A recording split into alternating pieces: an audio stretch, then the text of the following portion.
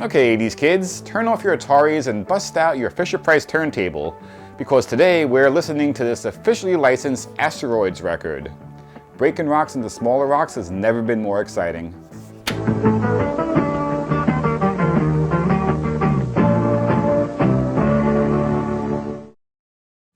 If her dad is so strong and her mom is so smart, if the girl knows that at the very start, then why even begin? Want to play that?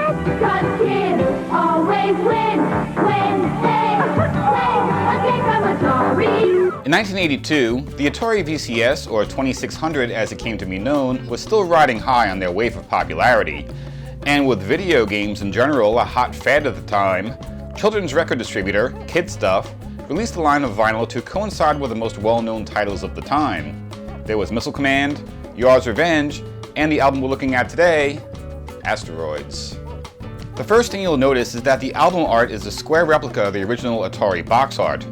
Atari art has always been a favorite of mine. Even if the record inside looked and sounded like sandpaper, I still would have bought this simply as wall art.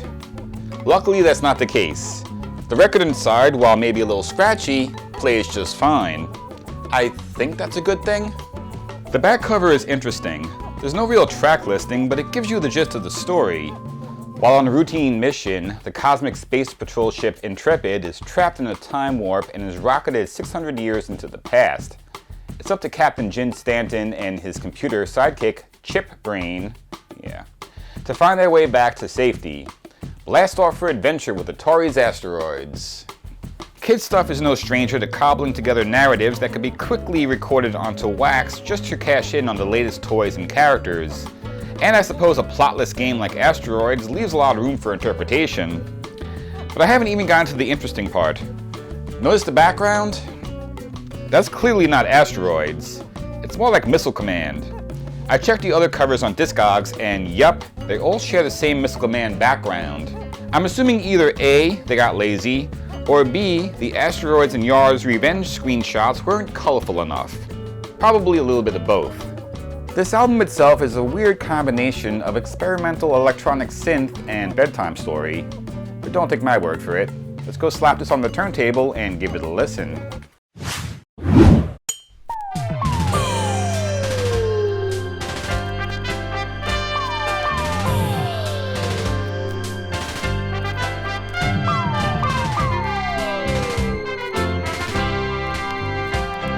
The intro is titled Atari Theme Song. Who knew Atari had a theme song? Hi, and welcome aboard the Cosmic Space Patrol ship Intrepid. I'm Captain Jim Stanton. You must be the new trainee they told me about. Yes, sir, Captain. Where should I sit? Right there in the co-pilot seat, kid. Red alert, asteroid at 3.9 AX vector. Mass too large for spec scanner. Fire 2.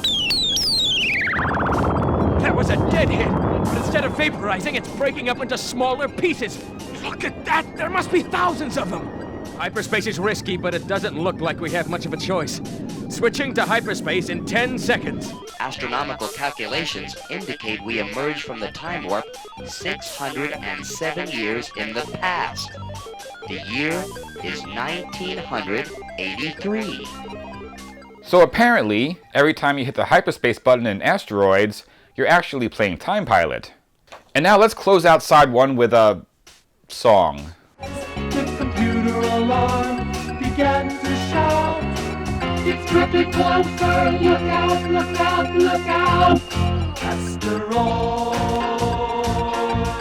asteroids. I still don't know how to feel about these songs. They're not bad, but they're also not good. It's like the writers, John Brader and Jay Waxman, were listening to a lot of Styx and maybe some Devo and Kraftwerk for good measure, while also playing Asteroids, and then suddenly they had their own peanut butter meets chocolate revelation. I suppose kudos to them, though, for introducing young listeners to the vocoder. Time to switch to hyperspace. Asteroids. And it has the potential to be catchy. Asteroids. But I would never want anyone to know that I was listening to this unironically. mostly because I'm in my early 40s. Hyperspace too fast, thrown into the past. Nightmares, bad dreams. For now it seems we're caught up in the warp.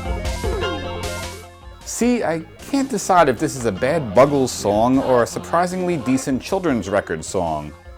I'm conflicted.